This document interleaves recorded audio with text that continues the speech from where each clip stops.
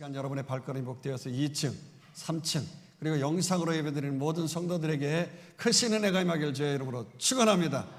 오늘 말씀의 제목은 민폐 하객룩이라고 하는 제목으로 은혜를 나누겠습니다. 하나님이신 우리 주 예수님께서 이 땅에 오심으로 하나님 나라 천국, 그 하나님 나라의 천국이 뭡니까? 바실레아예요. 이 땅에 바실레아가 이미 이루어진 줄로 믿습니다. 그렇습니다. 더 이상 하나님 나라는 여기 있다 저기 있다고도 못하고 또 죽어서 가는 것도 아닌 것입니다. 우리 마음속에 하나님의 말씀으로 다스림받고 통치를 받는 순간 우리는 온전해지면서 마음과 기쁨이 넘치고 부족함 없고 근심 걱정 없는 그 바실레아 하나님 나라 천국이 임하는 것입니다. 할렐루야. 그렇습니다. 우리가 신앙생활을 하면 할수록 하나님의 말씀의 통치와 다스림 속에서 마음속에서 기쁨이 넘치는 천국을 소유해야 하는 거예요. 그래서 지난주에 우리 주님께서 그 천국, 그 하나님 나라를 기쁨의 열매를 수확할 수 있는 포도원에 비유해서 말씀해 주시지 않았습니까? 그것도 2번씩이나 말씀을 해 주셨어요. 이 기쁨의 열매를 얻지 않고 신앙생활하게 되어지면 심판받고 마는 헛된 삽질하는 것이라고 하는 말씀을 하신 것입니다. 그런데 어떻습니까? 우리가 처음 신앙생활할 때는 구원의 감사와 감격으로 기쁨이 충만해서 얼마나 열정적으로 신앙생활하는지요. 그러나 한 해가 가고 두 해가 가고 신앙생활하면 할수록 신앙이 나에게 점점 무거운 짐이 되어지면서 종교적인 형식과 잘못된 이 세상 풍속과 어떠한 인본주의가 들어오면서 자꾸 나를 드러내면서 자아를 실현하는 도구로 교회를 이용하려고 하는 이러한 사람들이 생기는 것이, 이로 인해서 무서운 심판을 받을 수밖에 없게 되는 거 아닙니까?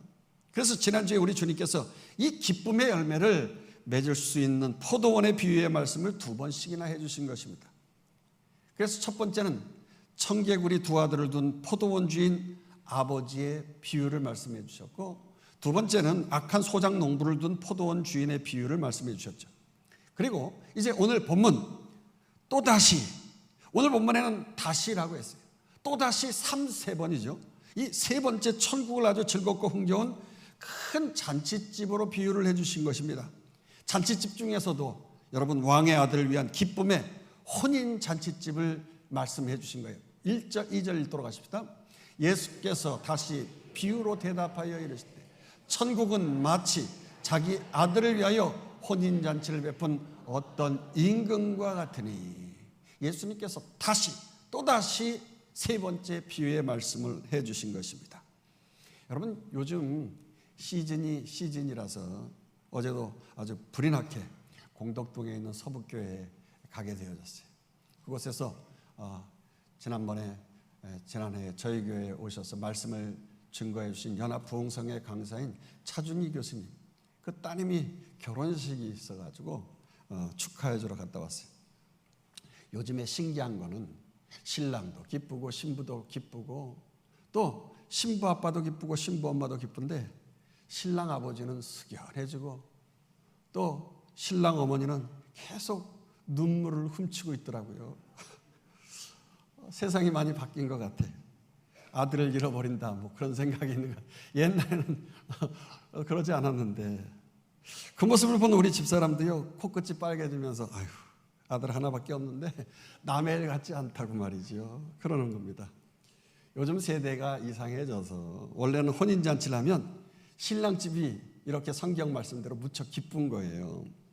특별히 모든 걸, 이 결혼 스케줄 모든 걸 말이죠, 신랑의 아버지가 다 이렇게 계획을 하는 거예요. 왜냐? 한 가정의 가장이기 때문에 유대인들은 모든 걸 아버지가 그렇게 결정하고 준비하잖아요. 아브라함이 이삭 장가 보낼 때에도 그렇게 다 준비해가지고서 보내고 그러지 않았어요? 저도 우리 아들을 위해서 모든 계획을 하고 기도를 짜면서 그런 말들을 많이 해요. 만나는 분들에게 저희 아들은요 참 착하고 순진합니다. 그래서 좀 아들 좀 장가 갈 수 있게 소개해 주세요. 그러면 저희 집사람이 옆에 있다 막 갑자기 막 꼬집고 막 난리를 치면서 막 여보 그냥 당신 아무나 그냥 그렇게 누구한테 소개해달라고 그러면 되느냐고 막 그러는 거예요. 당신 좀 나서지 말라고. 그럼 제가 원래 성경적으로 아버지가 결혼을 하기 위해서 나서는 거라고 그런 말이죠. 저희 집사람은 더 오버를 하는 거예요. 여보, 그냥 아무 집안이나 봐도 되지 않는 거라고. 그래도 우리가 목사 집안인데 목사님들하고 좀 레벨을 맞춰야 되지 않겠느냐고. 기왕이면 다 엉치 말하고 목회자 집안, 그런 집안을 좀 선택해야 되지 않겠느냐고 그러는 거예요. 그럼 제가 이번에도 결혼식 가가지고 말이죠. 동기들이 다 목사들 아닙니까? 그래서 축하로 동기들이 다 와가지고 서 있는 거예요. 여보, 이렇게 내 주변에는 목사들이 있으니까 아이고 뭐 목사들한테 내가 자연스럽게 얘기한다고 그런 말이죠. 저희 집 사람은 더 그냥 아주 더 날뛰는 거예요. 그냥 아무나 보는 게 아니라고. 그래도 목사가 다 같은 목사가 아니라고 말이죠. 신앙 노선을 봐야 되고 대화가 통해야 되고 영적으로 좀 해석하는 성경 해석도 같아야 된다고 뭐 이러는 거예요. 맞는 말이긴 하죠. 그러니까 친구 목사들이 하는 말은 야, 네 사모가 시집가냐? 뭐 그러면서 좀 이상한 말을 던지기도 합니다만 아무튼 혼인잔치집은요 이렇게 들뜨게 되어 있어요. 들뜨게 되어 있어요. 아들을 위해서는 뭐든지 다 준비해주고 싶은 거 아닙니까? 근데 왕이 그의 아들의 혼인잔치를 위해서 준비했으니까 얼마나 큰 잔치를 했겠어요. 병행구절에 누가복음에 보면 이 큰 잔치를 베푸는데 많은 사람들을 청하였다고 하고 모든 것이 다 준비되었다고 했어요. 그렇습니다. 하나님 나라 그 천국을 위하여서 왕 대신 하나님께서 얼마나 완벽하게 준비해 주셨는지 이 성경 말씀의 신약과 구약의 말씀 이것을 우리들에게 철저하게 준비해 주신 거예요. 많은 사람들이 이 말씀을 깨닫고 읽고 깨닫고 그 말씀대로 살아가기만 하면 하늘의 축복이 임하는 놀라운 애가 주어진 줄 믿습니다. 사실 우리가 살아가는 이 땅 가운데서 평생 추구하고 누리려고 하고 말이죠. 그래도 목마르고 끊임없이 노력해도 부족하고 또 채우려고 발버둥치고 뭐 시험을 보고 경쟁하고 남을 누르려고 말이죠. 막 그렇게 뭐 하고 말이죠. 쌓아놓고 모으고 해도 부족한 게 이 땅의 삶이 아니에요. 뭐 어떤 광고에도 보니까 뭐 2% 부족하다고 하는데 정말 이 세상은 늘 부족한 거 투성이라고요. 그러나 하나님 나라 그 잔치집에서는 배부르고 풍족하고 즐겁고 기쁘고 영원토록 흥겹게 즐겁게 누리며 살아가는 기쁨이 주어질 줄로 믿습니다. 자, 그렇게 그 풍성함을 다 준비하고 종들을 보내서 오소서 하면서 초청하기 위해서 사람들을 보내었다고 하는 거예요. 그런데 이게 웬일입니까? 결과는 상상을 초월하게 되어졌어요. 3절에서 4절 그 종들을 보내요. 그 청한 사람들을 혼인잔치에 오라 하였더니 오기를 싫어하거늘 다시 다른 종들을 보내며 이르되 청한 사람들에게 이르기를 내가 오찬을 준비하되 나의 소와 살진 짐승을 잡고 모든 것을 갖추었으니 혼인잔치에 오소서 하라 하였더니 임금이 준비한 혼인잔치라서 아주 스케일이 다른 거예요. 오기 싫다는 사람들을 위해서 소를 잡았다는 거예요. 여러분, 소를 잡으면 몇 명이 먹을까요? 한 1000명이 먹는다고 해요. 순수한 살덩어리만 한 700명 먹는다고 해요. 그런데 그 밖에 뭐 꼬리나 뼈나 뭐 내장이나 이런 부산물들까지 우리는 다 먹잖아요. 한 1000명이 그걸 먹을 수 있다고 해요. 게다가 살찐 짐승까지 잡고 모든 걸 갖췄다고 하는 거예요. 근데 이 청함을 받은 자들이 전혀 돌아보지 않고 한 사람은 자기 밭으로 한 사람은 자기 사업하러 갔다는 게 아니겠어요? 초청한 모든 사람들이 다 사양했다는 것입니다. 계속해서 5절 보도록 하십시다. 그들이 돌아보지도 않고 한 사람은 자기 밭으로 한 사람은 자기 사업하러 가고 그러면서 저들이 초청을 거부한 구체적인 이유가 뭡니까? 병행구절인 누가복음 14장 18절에서 20절에 보니까 자세히 기록되어졌어요. 같이 읽어보도록 하십시다.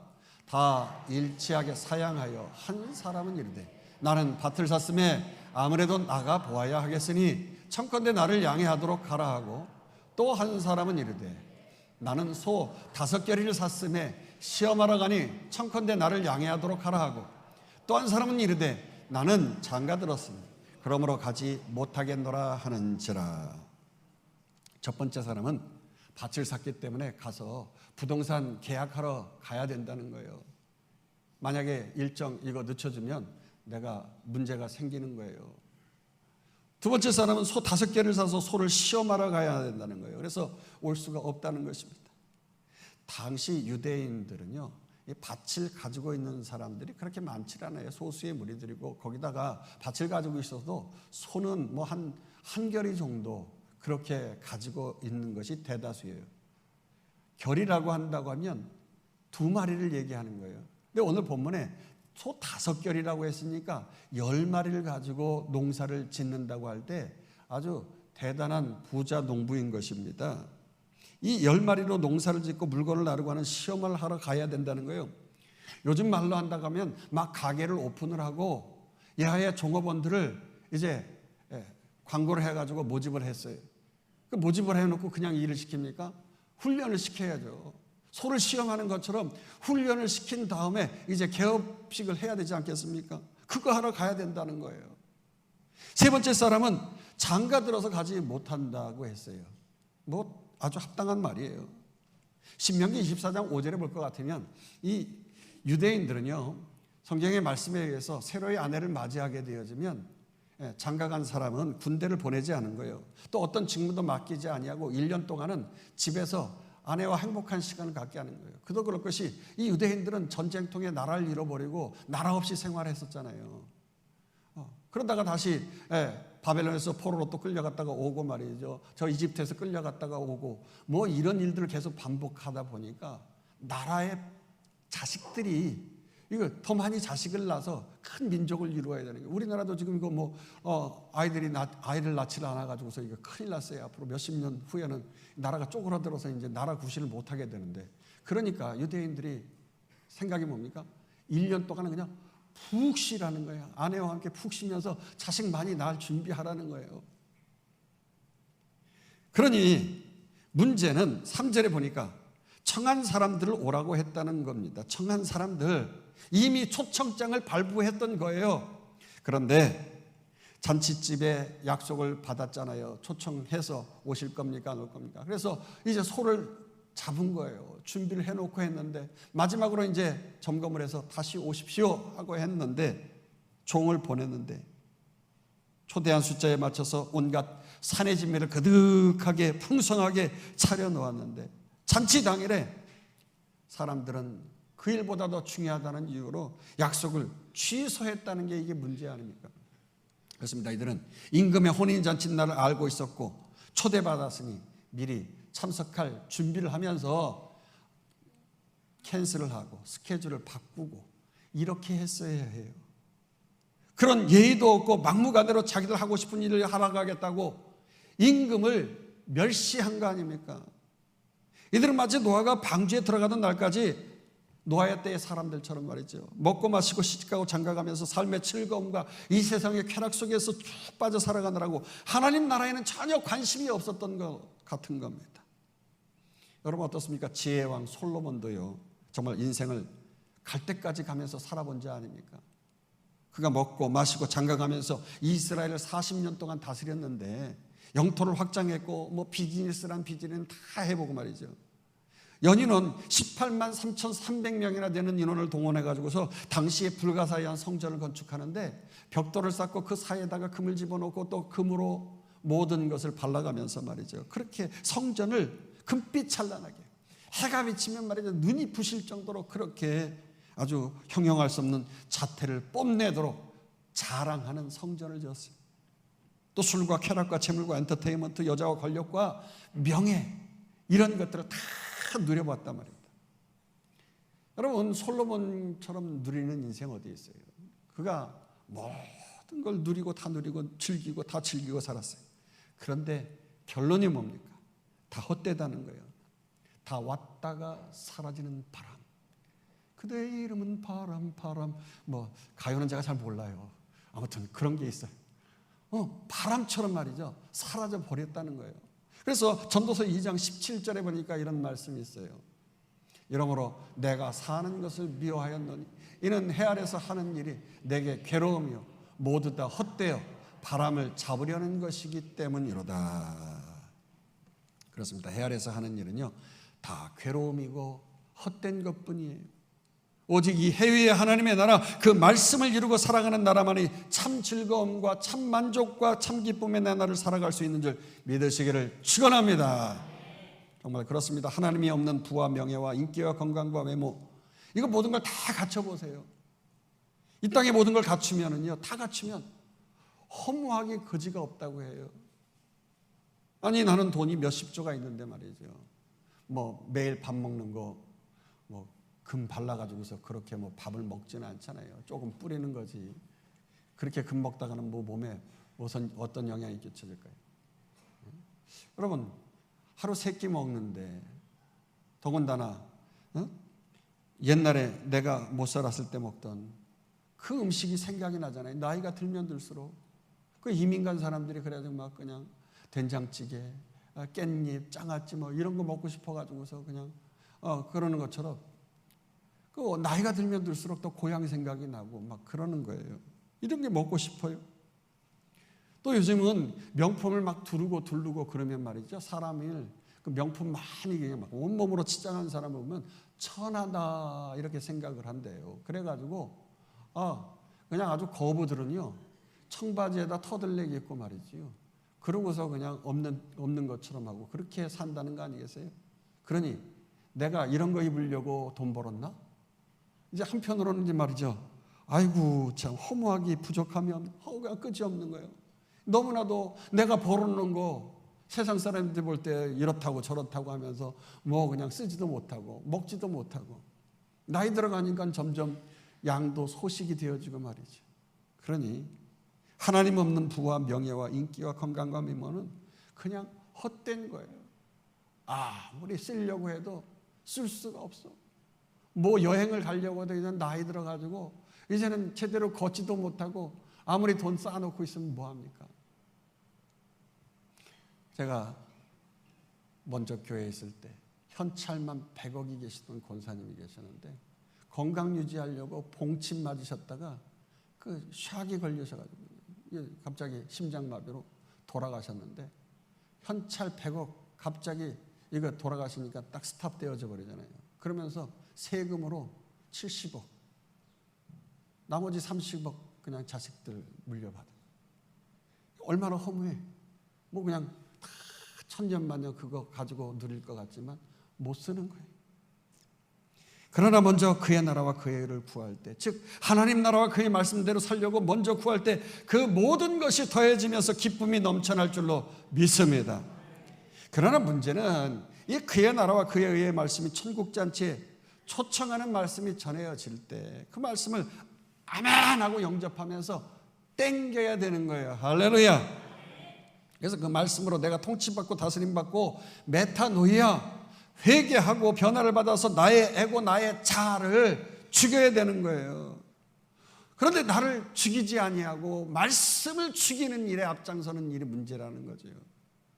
아니 내가 지금 이렇게 바쁜데 하필이면 지금 그 말씀을 나한테 하느냐고 그러고 아니 그 말씀은 지금 나를 공격하는 말씀이냐고 이러면서 말씀을 전해주는 사역자를 모욕하고 무시해버린다는 것이. 여러분 회개가 뭡니까? 그냥 무작정 막 엉엉 그냥 소리내면서 울고 말이지요. 잘못했습니다. 말만 하는 게 회개입니까? 아니잖아요. 진정한 회개라고 하는 것은 나를 죽이는 거예요. 나를 초월해가지고 하나님의 세계로 내가 뛰어 들어가는 거예요. 할렐루야. 회개하고 나의 생각을 뛰어넘어서 완전히 그 말씀으로 새로워지면서 하나님의 선하시고 기뻐하시고 온전하신 뜻이 무엇인지를 분별하면서 살아가야 하는 거예요. 말씀을 들려주는 자를 무시하고 멀리하고 아예 모욕하고 죽이는 거, 이건 진정한 회개가 아니잖아요. 그래서 6절에 이렇게 말하고 있습니다. 그 남은 자들은 종들을 잡아 모욕하고 죽이니. 그래요. 이게 인간의 원래 모습 아닙니까? 원래 인간은 하나님에 대해서 천국에 대해서 이렇게 싫어하게 되어 있는 거예요.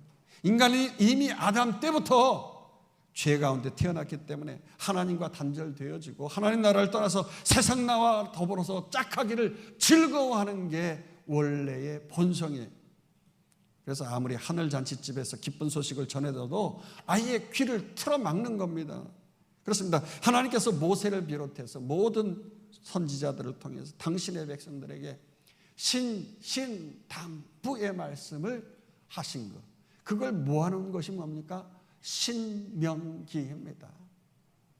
너희들 앞에 복과 저주를 함께 두겠다고 말씀하신 거예요. 그래서 이 말씀을 따라서 순종하면 축복이 임하지만 그렇지 않으면 불심판을 면치 못하게 된다는 말씀이에요. 신명기 11장 26절에서 28절 있습니다. 내가 오늘 복과 저주를 너희 앞에 두나니 너희가 만일 내가 오늘 너희에게 명하는 너희의 하나님 여호와의 명령을 들으면 복이 될 것이요, 너희가 만일 내가 오늘 너희에게 명령하는 도에서 돌이켜 떠나 너희의 하나님 여호와의 명령을 듣지 아니하고 본래 알지 못하던 다른 신들을 따르면 저주를 받으리라. 그렇습니다. 결국 끝까지 천국잔치를 거절한 자들은요, 이 말씀대로 저주를 받고 불심판을 면치 못하는 것입니다. 왜냐? 혼인잔치는 잘 준비되었지만 청한 사람들이 합당하지 않기 때문인 것이에요. 오늘 본문 7절에서 8절은 이렇게 말합니다. 임금이 노하여 군대를 보내어 그 살인한 자들을 진멸하고 그 동네를 불사르고 이에 종들에게 이르되 혼인잔치는 준비되었으나 청한 사람들은 합당하지 아니하니. 자, 이제 임금은 한 번, 두 번 청한 후에 거절한 사람들은 싹 정리하고 완전히 새로운 방향으로 사람들을 초청합니다. 집주인인 임금은 노하여서 군대를 보내가지고 말씀을 죽인 그 살인자들을 진멸하고 그 동네를 또 진멸을 하고 불살라버리고 깨끗하게 한 후에 거절하는 사람들을 이제 일체 언급지 아니하면서 완전히 다른 방향으로 사람들을 초청하는데 계속해서 9절에서 10절 보도록 하십시다. 내 거리 길에 가서 사람을 만나는 대로 혼인잔치에 청하여 오라 한데 종들이 길에 나가 악한 자나 선한 자나 만나는 대로 모두 데려오니 혼인잔치에 손님들이 가득한지라. 여기 내거리 길에 가서 사람들 만나는 대로 초청해가지고 데려왔더니 손님이 가득했다고 했어요. 동일한 병행 구절은 누가복음 14장 21절에 이렇게 자세하게 말하고 있습니다. 읽어봅시다. 종들이 돌아와 주인에게 그대로 고하니 이에 집주인이 노하여 그 종에게 이르되 빨리 시내의 거리와 골목으로 나가서 가난한 자들과 몸 불편한 자들과 맹인들과 저는 자들을 데려오라 하니라. 그렇습니다. 여기 가난한 자들과 몸 불편한 자들과 맹인들과 저는 자들은요, 천국 복음이 들려질 때 미련 없이 그 말씀을 믿고 땡기면서 자신의 것으로 아멘하면서 영접했던 사람들인 거예요. 비록 이 땅에서 아무것도 누릴 것이 없고 가진 게 없어 보이지만 그 풍성한 하나님의 기쁨의 나라가 넘치는 인생으로 바뀌어진 줄로 믿습니다. 여러분, 송명희 시인이 그런 찬송했잖아요. 나 가진 재물 없으나, 나 가진 건강 없고 여러 가지 것이 없지만 나 남에게 있는 거 가진 것이 있다는 거예요. 나 남에게 없는 거 가진 것이 있는데 그 하나님께서 허락하신 하나님 나라인 줄로 믿습니다. 그렇게 송명희 시인은 남이 없는 것 갖게 하셨네 찬송했던 것처럼 우리 모두도 이 땅을 살아가면서 세상에 사람들을 향하여서 부러워하지 말고 하나님께서 나에게 갖게 하신 것 있는 것을 기억하면서 믿음으로 살아가시길 주의 이름으로 축원합니다. 그리고 앞으로 천국 잔치에서 있을, 아니 이 땅에 하나님 나라가 임하였다고 했으니 하나님께서 새로운 축복의 선물을 주실 것을 기대하면서 더 힘있게 찬송하고 승리하길 주의 이름으로 축원합니다. 자, 이렇게 해서 왕의 혼인잔치에는 손님들이 가득하게 되었어요. 이제 본격적으로 잔치가 시작되면서 음식을 즐긴 시간이 되었는데 이때 임금이 손님들을 보러 온 것입니다. 혼인잔치에서 사거리에서 만나는 대로 사람들을 초청하다 보니까 선한 자 악한 자 구분 없이 몸 불편하고 제대로 못 입고 그렇게 살아가는 사람들 초청되어졌는데 이들에게 딱 한 가지 혼인잔치에 필요한 것이 있었어요. 그게 뭐냐면 예복이었던 거 아닙니까? 예복. 온갖 냄새나고 말이죠. 다 찢어진 옷, 남루한 옷 입고 이 잔치에 온다고 하는 거, 그것이 아니라 왕이 준비한 천국의 예복을 입고 오라는 거예요. 이것을 입지 않은 것, 이것이 또한 문제가 되는 거예요. 천국 복음은 거절하지 않았지만 그렇다고 기쁨의 혼인잔치를 누리지도 않는 어정쩡한 손님이 거기에 또 있었다는 거지요. 마치 그런 겁니다. 1981년도에 다이애나 황태자비 결혼식에 민폐 하객룩 의상을 입고 그 자리에 참석한 사진에 보는 대로 지금의 카밀리아 영국 왕비 같은 거예요.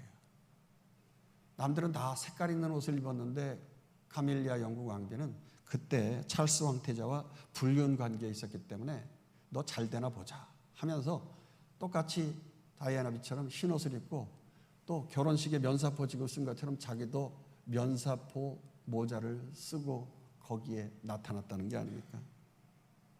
임금은 예복을 제대로 입지 않은 자를 향하여서 끝까지 예를 지키면서 친구여 어찌하여 예복을 입지 않고 여기 들어왔느냐라고 질문했어요. 그렇다면 그때라도 아이고 죄송합니다.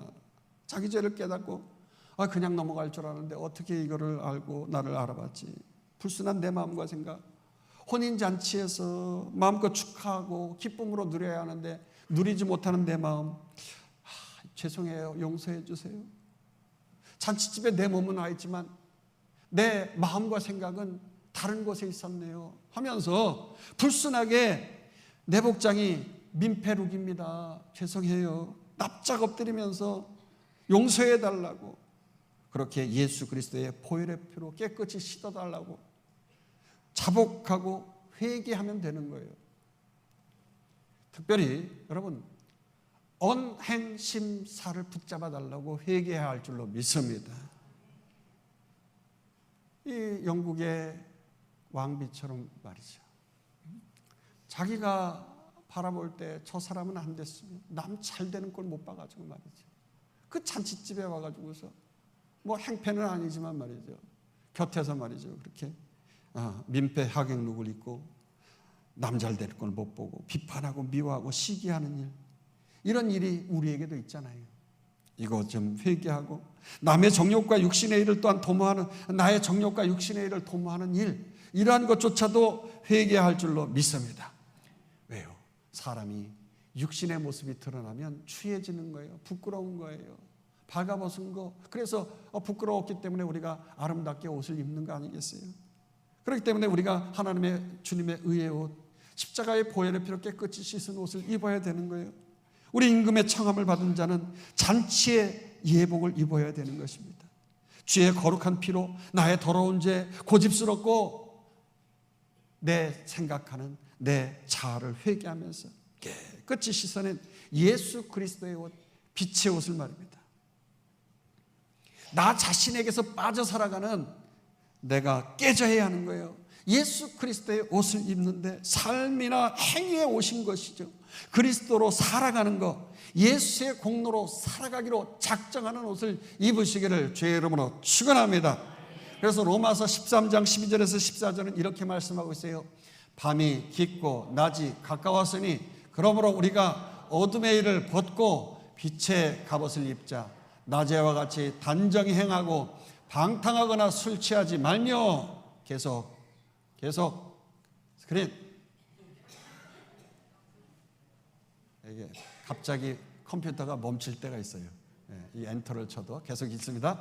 음란하거나 호색하지 말며 멈추거나 시기하지 말고 오직 주 예수 그리스도로 옷 입고 정욕을 위하여 육신의 일을 도모하지 말라. 우리가 찬송은 마음에 가득한 의심을 깨치고 뭐 이런 찬송을 하는데 여러분 예수 그리스도의 피로 의심을 씻어버리고 기쁨의 찬송을 버리고 어린 양의 보혈의 피로 나의 부족한 부분을 깨끗하게 씻으시기를 축원합니다.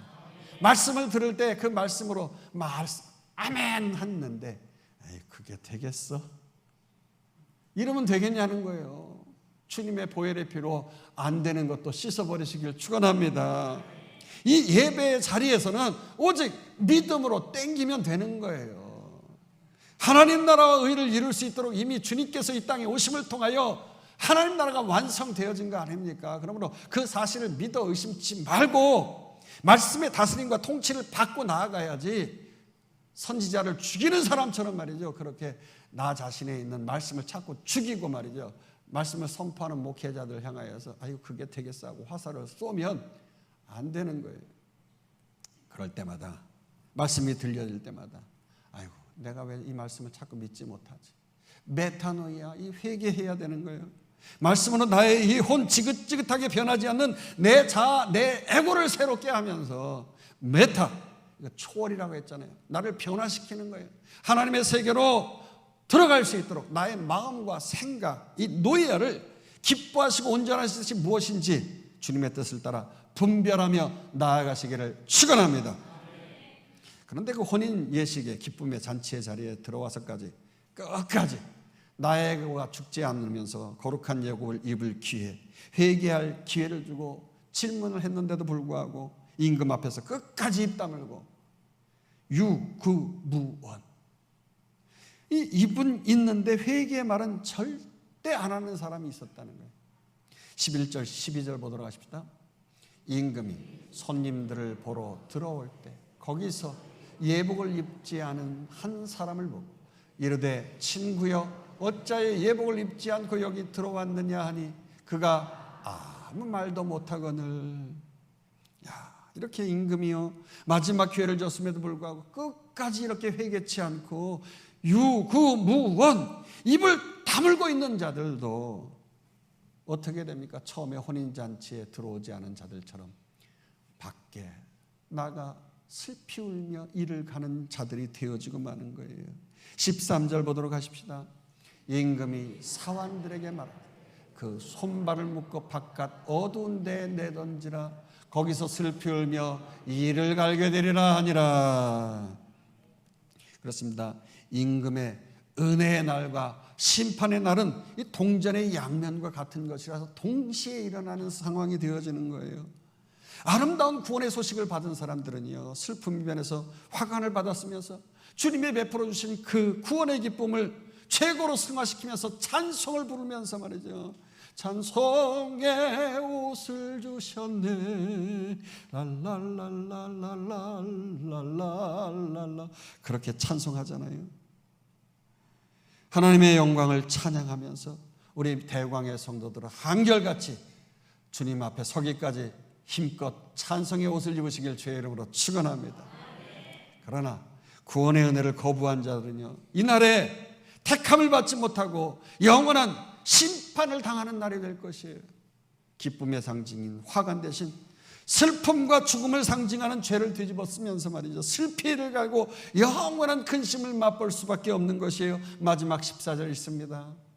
청함을 받는 자는 많되 택함을 입은 자는 적으니라. 이 얼마나 안타까운 경고입니까? 예배만 드리고 종교 쇼만 하려고 예배당에만 앉아있다고 다 택함을 받는 자가 아니라는 거예요. 하나님의 청함에 응답해가지고 내가 깨어지고 예복을 갈아입는 회개가 있고 나서 하나님과 함께 먹고 마시는 힘으로도 주님을 위해 살아가는 주님의 기쁨이 되는 삶의 열매가 있어야 되는 거예요. 행위의 열매를 많이 맺을 때에 그곳에 하나님 나라가 이루어지며 천국이 이루어질 줄로 믿습니다. 특별히 예수님은 우리 대강교회를 당신의 몸된 교회로 핏값을 주고 세우신 거예요. 지난 66년 전에 우리 대강교회가 정말 암사동에서 세워졌고 이곳에 몇 번의 성전 건축을 하면서 이렇게 아름다운 성전을 건축하게 된 줄로 믿습니다. 당신의 준비하신 기쁨의 잔치상을 이곳에서 함께 나누어 먹고 마실 수 있도록 잔치상에 맛있는 음식들과 같은 각양의 사역들을 다 우리에게 주신 거예요. 그래서 오늘도 그 잔치상을 서로 나누면서 주님의 기쁨이 되어지는 그 삶의 열매를 많이 맺을 수 있도록 초청하는 사역 페스티벌을 하는 거 아닙니까?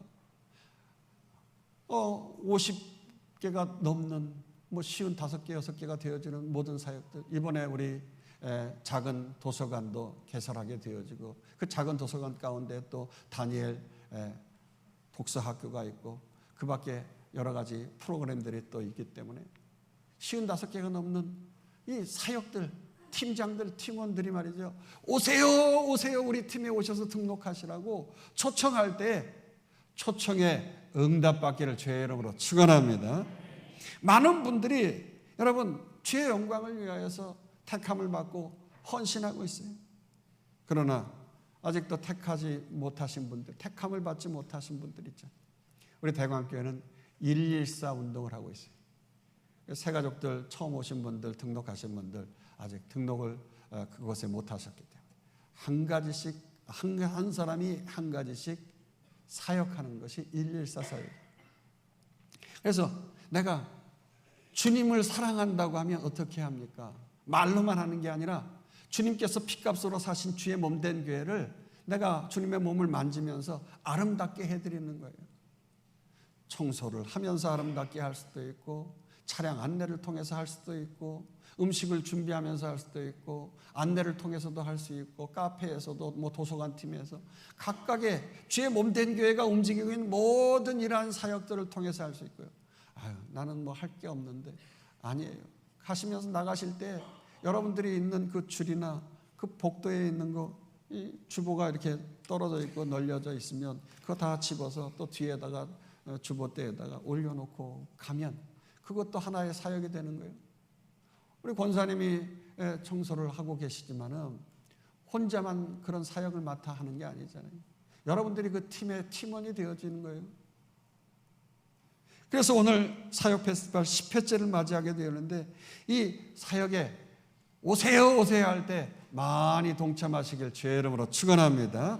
이런 초청의 시간에 아직까지 참여하지 못하신 분, 주님께 민폐 하객룩을 입고 폐를 끼치는 자가 아니라 기쁨으로 한 가지씩 선택해서 택함을 입은 자 되시고 삶의 열매를 많이 맺어가지고 반드시 주님 앞에 섰을 때 기쁘시게 하는, 아니 이 땅에서도 주님을 기쁘시게 하면서 하나님 사랑, 이웃 사랑을 실천하는 우리 대광교회, 우리와 우리의 자녀 되기를 주의 이름으로 축원합니다. 축원합니다. 축원합니다. 우리 함께 합심해서 기도하겠습니다. 주님을 위하여서 기쁘시게 하는 아름다운